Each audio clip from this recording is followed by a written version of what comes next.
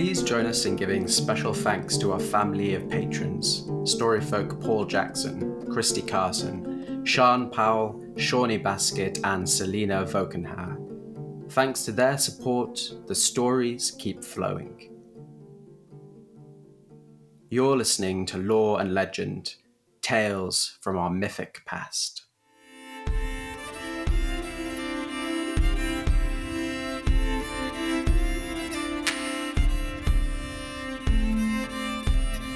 Today we're talking to storyteller and author Daniel Allison. Daniel is a USA Today best-selling author, oral storyteller, podcaster and coach from Scotland. He is the author of Silverborn and Other Tales, Scottish Myths and Legends, and Finn and the Fianna. Daniel is a fellow storytelling podcaster. His podcast, House of Legends, features stories and interviews of storytellers from across the UK and international storytelling scene. It features a mix of classical stories from world folklore to lesser-known Irish myths, Siberian legends, and rare gems of Scottish folklore. None of the stories that you hear on House of Legends are read from a script, as Daniel and his guests rely on memory and the magic of the moment to shape the tales that they speak. Now, Daniel has lived in India, Nepal, Uganda and Thailand, but he now divides his time between Scotland and Thailand. And his latest project is the Roundhouse, an online school for storytellers, where students meet every month to share stories and support each other as they develop their skills as performers. In our conversation today, we discuss Daniel's desire to revive Scottish folklore in the popular consciousness, the success of his recent book of Scottish myth and legend, and the inspiration and the vision behind his online school of storytelling. But before all of that, we begin with Daniel's story. This story is called The Makers of Dreams.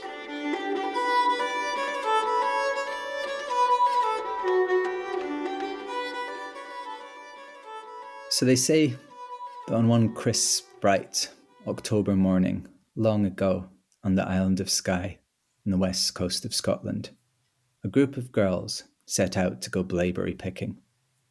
They left their village and they walked across the moors towards the foothills of the Black Cullen Mountains.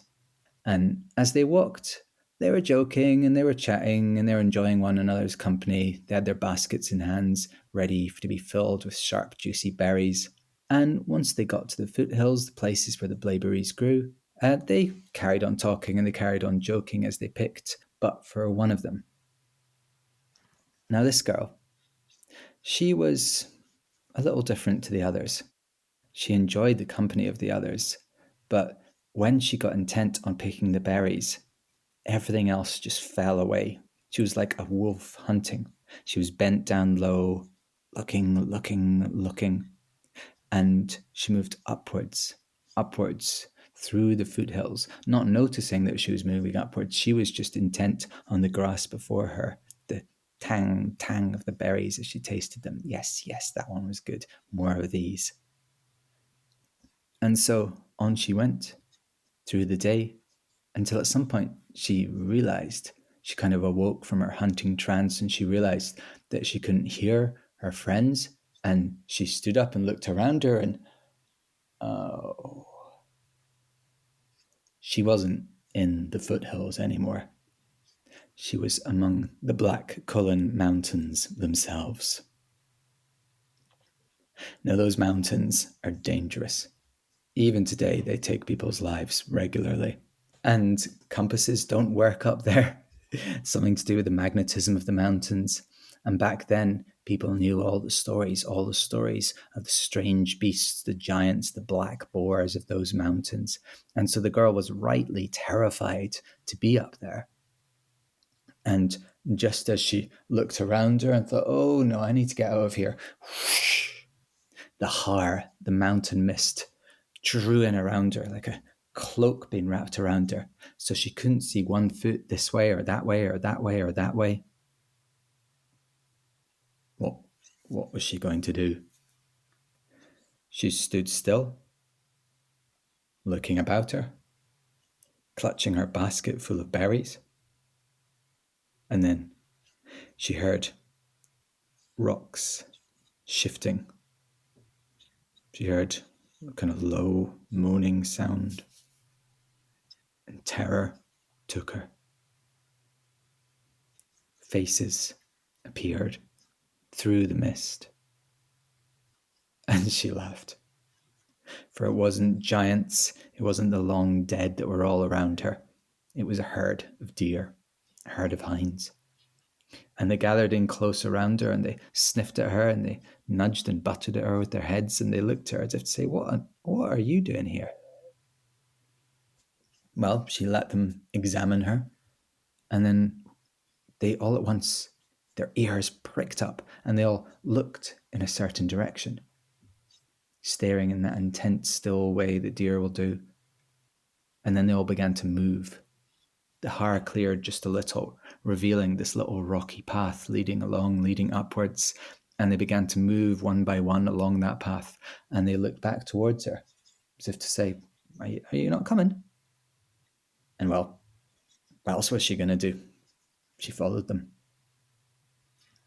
And so she followed them, all through the rest of that day, onwards and upwards, upwards and onwards, until in the day's last hours, the Har finally cleared as they led her into a glen, into a valley, high up in the mountains. And this glen was the most beautiful glen she had ever seen. Little jagged mountain tops surrounding this green meadow, crisscrossed with babbling streams, scattered with wild flowers. Waterfalls ran down between the rocks, and the hinds led her down a path through over the marshy grass, on, through the meadow, until they came to the far edge of the glen. There was a cave. The girl stopped outside the cave, as did most of the deer. One of them went in, and she watched, and she looked into the cave, and she saw the hind approach two people. Sat within the cave were an old man and an old woman. And not just old is not a good enough word. Ancient isn't a good enough word. These people were ancient when the world was young, ancient when the stars were young. They sat there, this incredible stillness about them, on rock stools, peering into a pool. And the pool shimmered.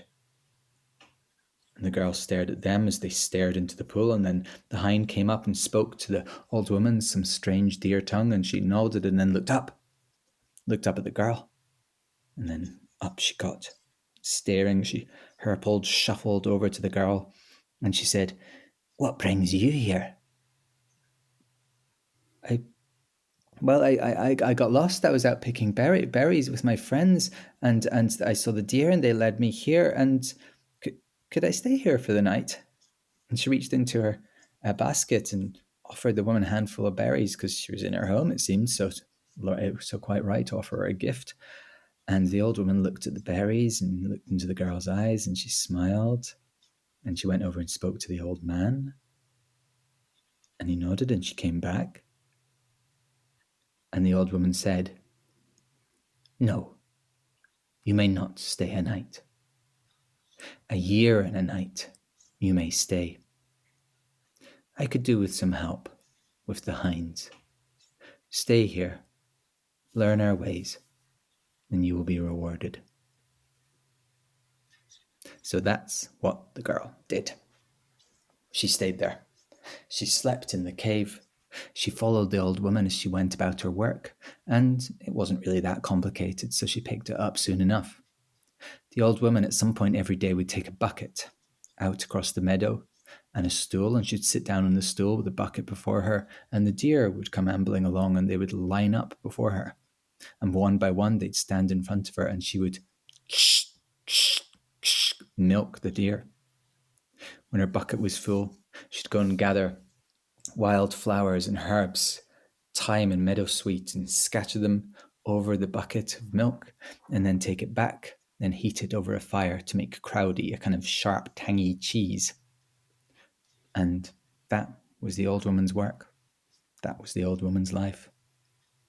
When the crowdie was ready, she would give it to the old man, who sat there staring day and night into that pool. And staring into the pool, he'd reach into the bucket and take some of that cheese and fashion it into some strange shape until his bucket was full of them.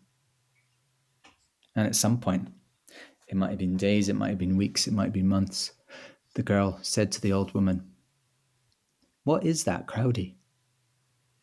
And she said, it is dreams. The pool is the pool of life. The crowdie, they are dreams. We are the makers of dreams.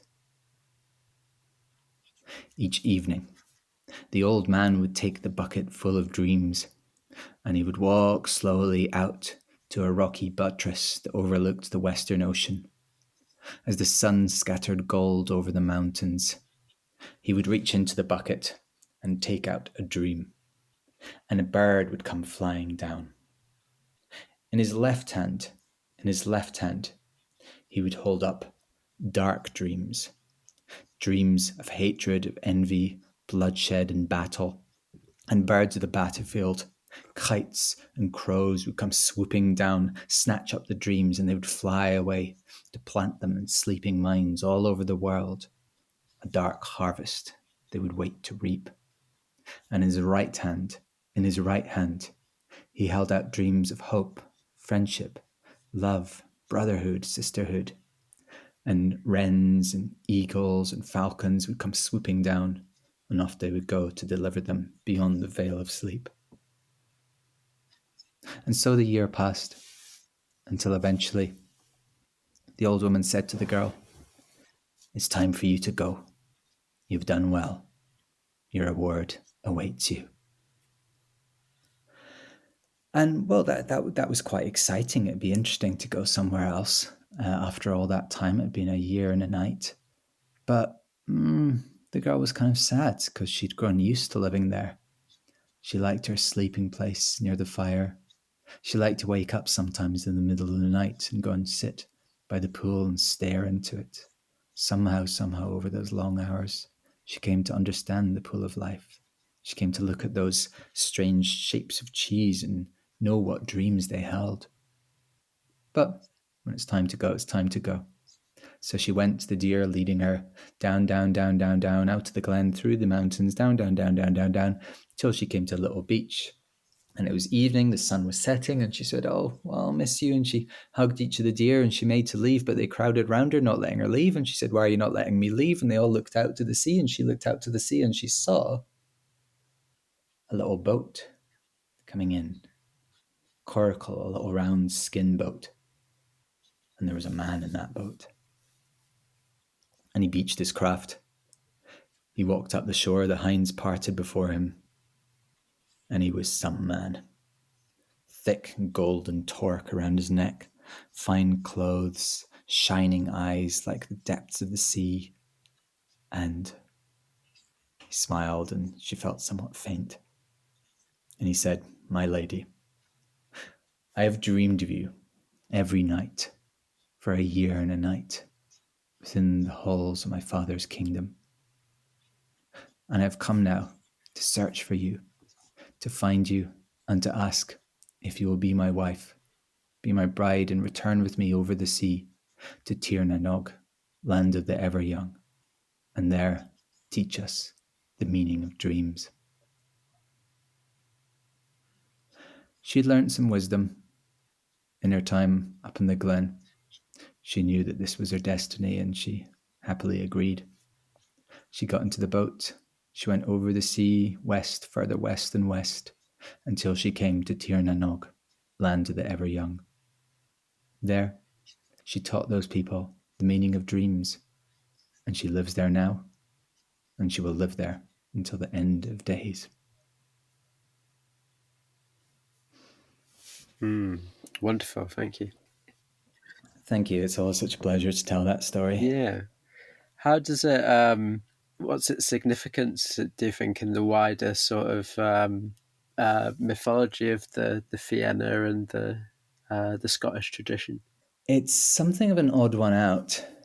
it's got this, it's got a different feel to it. I don't know if feel's the right word. Mood, taste, flavor, to for possibly any other Scottish story. And I know it feels like it comes, if you imagine the stories are all part of like strata going down through like layers of rock, it feels like it's from a different layer, perhaps a deeper layer, than any other.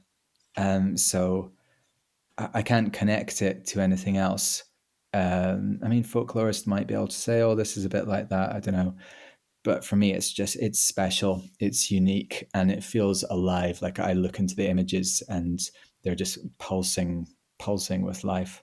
Yeah, no, I did research on dreams at university. So the mythology and folklore of dreams is of particular interest to me, but I never heard this story before. And you know, you do find that association, you know, between dreams and creative power. You know, sort of the connection to the kind of the world being dreamed into being and that kind of thing. And it's such a Mm. evocative and powerful example of that. It really is beautiful. Yeah. So it's something I really like. I really like that it's the same people who deliver the light dreams and the dark dreams. Mm. I think that's really important, and I do think it really ties into what I pick up from the other Celtic stories. That, like with the Fianna in particular, a big teaching I think of their stories. Like the stories are, they're not really the type of stories where each one seems to have a specific message, but rather there's an underlying philosophy, which is this yes to life, this embracing of life in all its beauty and all its tragedy and all its darkness and all its wonder, which is really encapsulated in the story where Sheen goes to Tir na Nog in another story, and it's perfect and it's wonderful, and he loves it until he just gets bored because he life here, with all its ups and downs, is better, and he misses it, and he wants to leave Tir na Nog, and that encapsulates a lot of what the Celtic stories are about to me. Mm. Yeah, the sort of the dreams from the right and left hand. It's another motif of good and bad dreams that seems to recur because in Greek mythology you have the two gates of dreams, Mm. true dreams and false dreams. I think I like the differentiation between sort of peaceful dreams and evil dreams a bit better than that. It's a different dichotomy. The figures who give these dreams very much seem to be part of this kind of like immortal realm of like living, whereas in the Greek Mm. tradition, the dreams come from the land of the dead. There's an illusion between ghosts are like dreams and dreams are like ghosts, and they're constantly kind of blending or being mistaken for each other in that kind of tradition. Whereas this feels more life affirming. But yeah, coming from a similar source. Is there?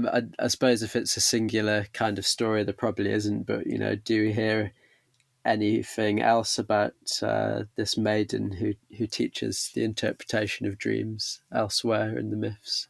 Not that I've come across. Maybe appear, but in a different guise that I haven't recognized her. But if anyone could tell me, please get in touch. But yeah, we've lost so much in the Celtic tradition that there are just these huge gaps. We don't really know who our gods are. In Scotland, at least, there's a bit more remaining in Wales and in Ireland.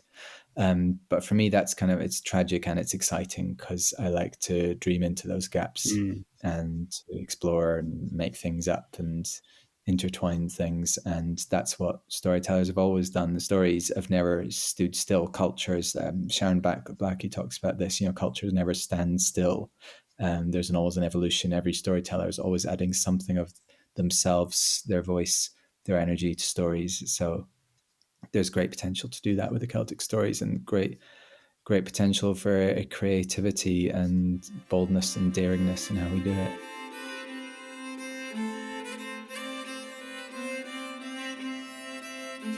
Well, I run the House of Legends podcast. I also run the Roundhouse Storytelling School, which is an online school and membership site for storytellers. And in terms of my own work, I suppose my particular area of interest is weaving together my paths as a writer and as a storyteller. So I'm an oral storyteller, telling stories from all over the world, but with a particular focus on Scottish and Celtic myths and legends. And then I write collections of stories, and I write fantasy based on traditional stories, and explore the meeting places between all of these. Based in Scotland, but I also like to periodically go and stay in Thailand for a while. And you recently published a series of books, like you mentioned, on Scottish mythology, which seem to have done really well. They got onto some of the bestseller lists, didn't they? Yeah, just one book, Scottish Myths and Legends. That's been my hit, not the other ones yet. We'll see. Is there any reason why you think that particular book has been successful? On a very practical level, I managed to get it into a book promotion scheme, which they're kind of very picky one that you have to. Most people don't get on, but if you do get on, they can help your book to really get noticed. So on one level, I just got very lucky in being selected by them. On another level, I think the reason Scottish Myths and Legends in particular has done well is because people are excited for a fresh story tradition or mythological tradition, or that's fresh to them. Obviously, the stories aren't new. Greek stories. Everyone's been familiar with them for a very long time. I think we've reached a saturation point, possibly, with the Norse tradition. But then kind of waiting in the wings, I think, is the Celtic tradition, and I think it's just kind of ready to explode. Some people are aware of it, other people aren't, and I think a lot of people who are aware of it are not quite sure where to begin. There isn't the obvious book or the obvious place to go. So I think it's just kind of perhaps come along at the right time. People are saying, "Oh, Scottish stories, Scottish mythology, Scottish legends. Yeah, that's interesting." There are lots of books of Scottish stories, but most of them are for children, or the ones for adults. A lot of them are kind of more academic studies. So I think it was putting it together in a way which looked like the average person could say, "Oh yeah, I think I can get a handle of that." And then I think possibly it's maybe my voice is the right voice because like I said, I'm a author, like I write fantasy as well as an oral storyteller. So I've got a habit of perhaps giving the stories a bit more depth of character, a bit more detail on how I describe the scenes than other oral storytellers might if they're putting their stories down on the page. So I think that combination of things has made people give it a chance, which is really great. Yeah, I know what you mean about the sort of the. I'm aware of like Scottish folk tales as a category, but actually, I wasn't really familiar with these sort of like central characters of the Scottish mythology really until your work kind of thrust them forward. So, do you want to talk about this canon of stories at the heart of the Scottish storytelling tradition? It's the mythology of the Fianna. Is that how you say it? Yeah. Some people say the Fianna, some people say the Fianna. I don't really know what's correct. I'm sure both are correct. So yeah, it's a funny thing in that the sequel to Scottish Myths and Legends was Finn and the Fianna, or Finn and the Fianna, which is a retelling of the Finn McCool cycle of stories. So the Fianna are a band of warriors, a brotherhood of warriors who keep the shores of Scotland and Ireland safe from invaders. And when they're not doing that, they're feasting and they're fighting and they're going off into the forest and having all kinds of strange adventures. And in a way, they're at the heart of the Scottish folklore tradition, but in a way, they're not, because most people in Scotland haven't heard of them. And whenever I go to school and I say, hands up, who's heard of Finn McCool? Zero hands up. It's a different situation in Ireland, which shares this tradition. In Ireland, they've really held on to their folklore. It's taught in schools. Only a small number of the stories that Irish people will say to me, but everyone knows the story of Oisin going to Tír na Nog. Everyone knows the story of Pillow Talk from the Toyn Buconia. So what I'm kind of doing is saying, look, you don't know this, but these stories are at the heart of our tradition. They deserve to be at the heart of their tradition. So I'm trying to kind of shove them forward into the spotlight.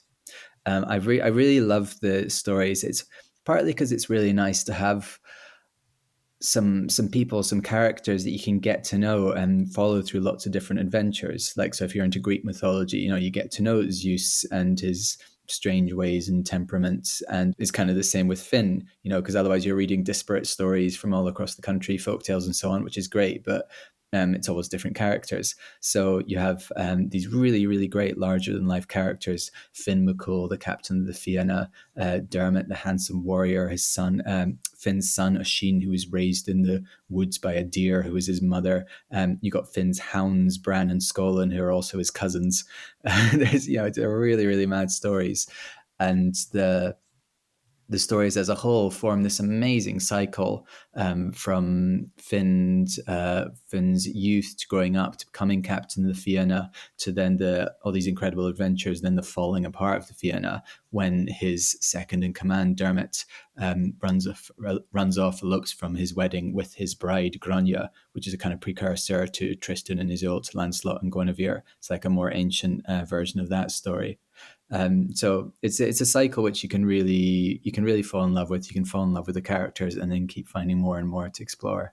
That's interesting, that, because I was before you said it, I was going to say, oh, that sounds a lot like the sort of Arthurian story arc as well. So there's a nice kind of parallel there, isn't it? Sort of everything that's happened before is happening again, kind of thing. Mm.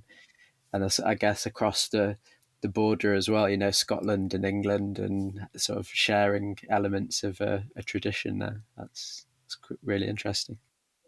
Yeah, I'm sure the Arthurian tradition picked up quite a lot of influence from the Finn cycle when it's made its way to Britain, if it did come from elsewhere, some would say. And do you tell a lot of those stories on your podcast? Yeah, and the Finn stories, I did a series after I launched the book. I told, I think, 5 or 6 stories. I read them out. In that case, I read them the first set of stories, sequence of stories from the book, and then I'll do another one here and there, I'm sure, in the future. I'm working on what I've been doing this morning is working on a storytelling show, a performance, which I think is going to be 2 hours, retelling of the story of Dermot and Grania, the one I mentioned, which is kind of like Lancelot and Guinevere, which is really epic, and it's an awful lot to get my head around because all these different episodes and how you'd fit it into show is quite baffling. But I'm trying to do that, so I'll return to that at some point in the podcast, I think. Apart from performing, part of your work is also as a storytelling coach, isn't it? Your latest project, which you mentioned, is the Roundhouse, which is sort of a site for oral storytellers to practice their craft. Did you have coaches and mentors when you started out as a storyteller, and what kind of things did you learn from them? Yeah, yeah. And so when I started out, my first teacher was David Campbell, who's this really wonderful man. He's in his late 80s now and still going strong, still doing lots of storytelling because it's just who he is rather than a job. So he was the apprentice of the Scottish traveller storyteller Duncan Williamson, who's very famous. Anyone who's listening to this and interested in oral storytelling will know about him. A traveller who said to have known 3,000 plus stories and 3,000 plus songs and just lived a kind of never-ending session, never-ending ceilidh, his whole life, really. And so he met David, and then David apprenticed him, became a storyteller, and David's a really, really wonderful character, and he ended up being my mentor in quite a loose way. I mean, it wasn't like I was going around behind after him every day or sat at his foot, kind of him telling me what to do. It was a kind of more kind of a hand on the steering wheel, I think, just kind of nudging me in this direction and that direction. He nudged me towards the Fianna, but it was years before I kind of got onto it because I kind of found it all a bit confusing. But I think from David, it was a case of just learning from who he was rather than learning any kind of techniques. I did a couple of workshops and learned some kind of nuts and bolts specific things from him and another great teacher, Ruth Kirkpatrick. But really, it was from David's. He has this incredible appetite for life, an incredible love of people, and wants to bring out the potential joy and magic and wonder in every situation he encounters. Whether that's, sitting on the bus, he'll just start talking to people and making jokes to them, and like, or just going into a cafe, he'll get the people. You could have the people at the next table singing along with him in the next 15 minutes or so. And he would approach stories in the same way. He'd always just want to offer you a story, offer a story to this person or that person, or to get a story out of this person, or get a song or a joke out of that person. So it was this kind of like fearless approach to storytelling, to just go in and tell a story and enjoy it, like play with it, be full of wonder and be childlike within the landscape of that story. That's what I learned from him and tried to embody in my practice. Other than that, for me, I think the main teaching was that I did loads and loads of schoolwork in over the years, in the early years, and that was my main education. I think just learning from children, either absolutely loving or absolutely hating what you're doing and adapting accordingly. Excellent. Yeah, we did an episode with Amy Douglas very recently, who learned from Duncan Williamson as well. So, really important figure in the storytelling world. Yeah, oh, that's really nice. I've just been hanging out with Amy a lot this weekend at Beyond the Border Festival, and I really, really enjoyed her show. I thought it was the best thing I saw all weekend. Was her show about her apprenticeship with Duncan and her first time going up and living with him when she was just like an 18-year-old girl. It was really heartwarming. When did you first start to sort of include coaching in your work? Do you think there's a certain stage that you have to get to before you can help others with their sort of storytelling journey? I started really early, in a sense, in that David would just say to me, like, "Oh, well, let's do this workshop," or why don't we make a workshop out of this? Or, "Oh, I'm going to be teaching. Come along and help."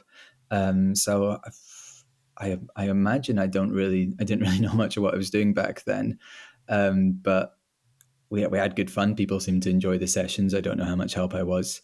In a sense, I think you don't have to be Mozart to teach someone the recorder. There are basic things you can learn and then you can pass on. But it was a case of just doing the odd thing over the years. When I got asked, and which generally I think went well until recently. So just when lockdown started, I found myself suddenly, at home. I just come back from Thailand, and I found myself back in Scotland and not able to work, and with no government help whatsoever. And I was like, oh, okay, right. What am I going to do then? And I thought, well, I've had this offer for online coaching on my website for years, but I never pushed it or promoted it. I don't think anyone had ever taken it up. And I thought, oh, I think I'll give that a go. And sort of now seems a good time people might want to do that. So I said, okay, I'm going to do it as a group. Put a thing, an advert on Facebook, a couple of emails, and I was full within a few days. And a couple of months later, started a second group, and it was an ongoing program. So we would meet twice a month, and I would give people materials every month. We'd look at trickster stories, or we'd look at Norse stories, or what have you. And it just went really well. Like we all really enjoyed the sessions, and we had great fun together. And I think I do enjoy teaching. I think I do have a kind of natural teaching streak. My dad was a teacher. My mum was a teacher. My sister is a teacher. All different mediums, but we're a teaching family, it seems. So yeah, it went really well. And then I decided to add to it and create the Roundhouse, so that, as well as direct coaching, which is not possible, not affordable for everyone, people could do self-directed study as well. Does doing coaching sort of change your own perspectives on how you practice or perform storytelling? I think it's hard to say, because we started at the beginning of lockdown, and I've done no live performances apart from one. Literally 2 weeks ago, I finally got back into it and went to a school. So I'm not sure in terms of my actual like performance, but it's it's been really good for me because of the sense of community. Like we're not just, it's not like I just see the people for the coaching sessions and that's that. There's a real kind of close-knit family feeling there. And I'm able, for example, to just like call up a student and be like, okay, I just want to do a 5 minute gossip through a story. Can I do that to you? Yep, sure. And they can do the same to me. And, we'll just be like pinging each other stuff back and forth on WhatsApp. So I feel like my practice, I feel less isolated, and I feel inspired by what I see them doing. And I know what I'm doing is feeding into other people's practice and making a difference in their lives. Like two of my students, Kat and Kirsten, Kat came from a theatre background but hadn't done storytelling, and Kirsten had never done anything like that at all. And within a year, they were both just amazing. Kat was teaching already. Kirsten, I had her on the podcast because she's absolutely brilliant, and they both been awarded, got a big funding award to develop a piece together and to perform at the Scottish Storytelling Festival. So seeing these incredible changes in people's lives and in themselves and in their practice, where they come back a month later and they've done everything I've asked them to do, and they've got better, and then they get better the next month, and they get better the next month, and that's really inspiring. So I suppose it's really making storytelling feel present in my life in this community way that I didn't quite have before. What's the curriculum like then on the Roundhouse? How do you sort of approach the task of training somebody to be a storyteller?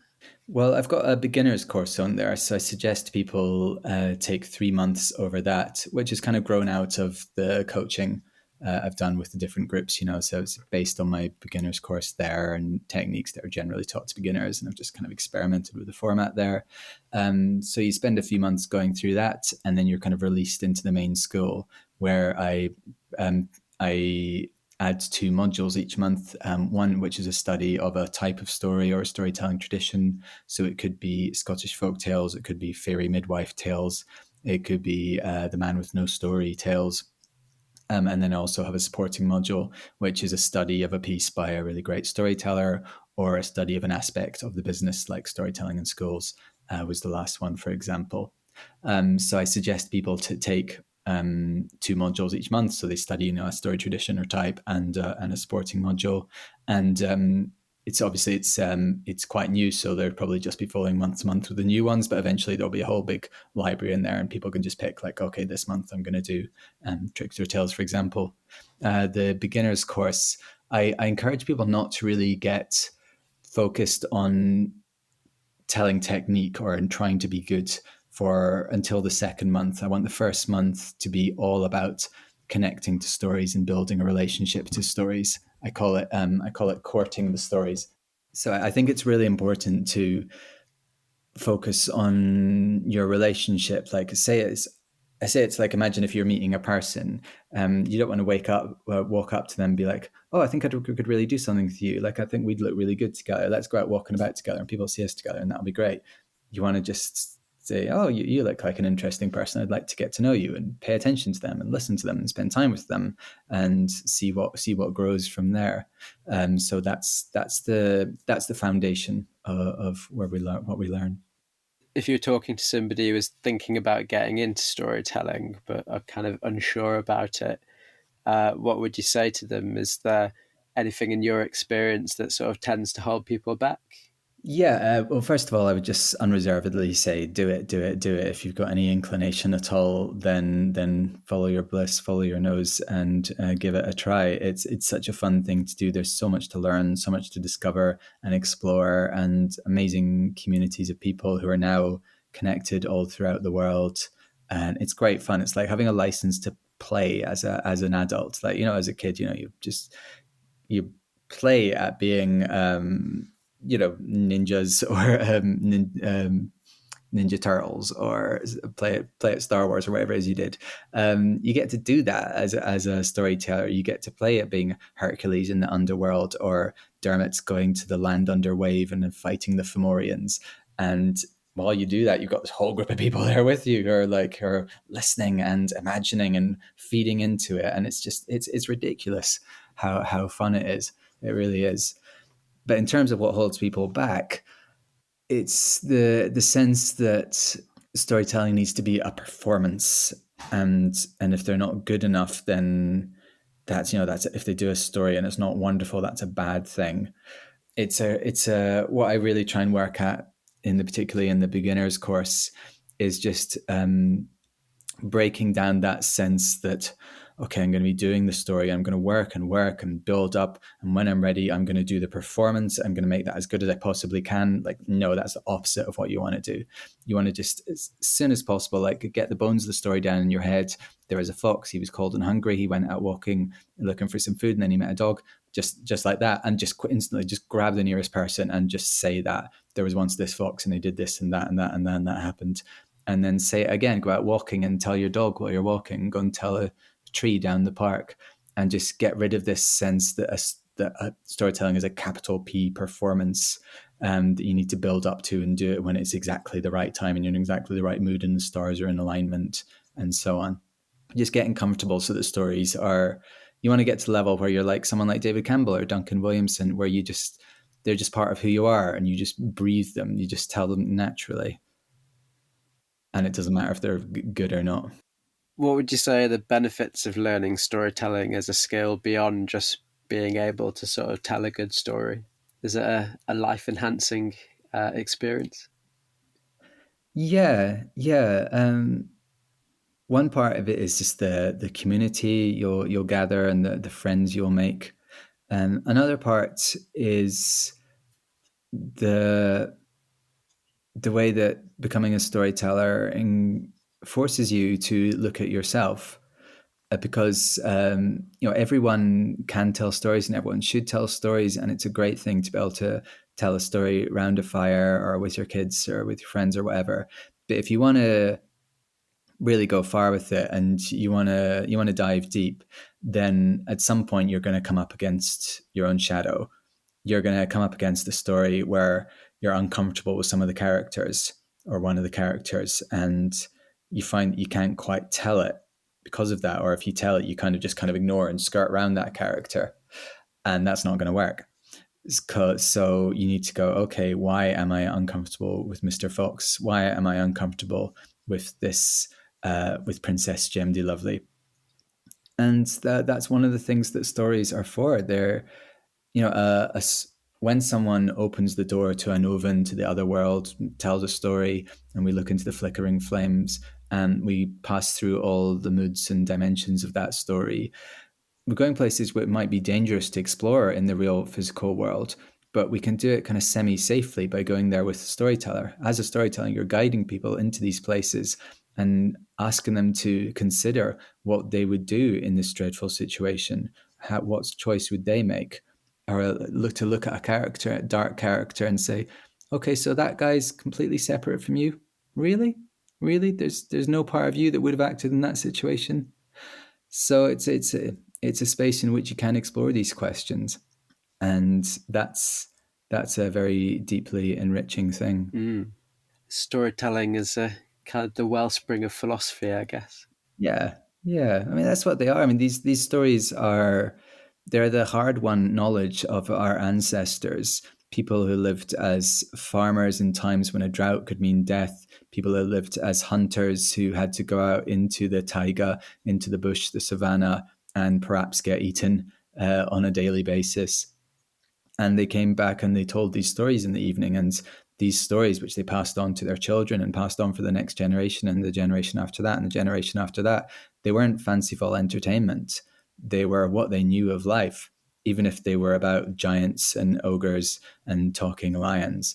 That's the language which the mind works in, which the dreaming mind works in. It communicates on a deeper level, and to telling them in these narratives ensures that that knowledge gets passed on.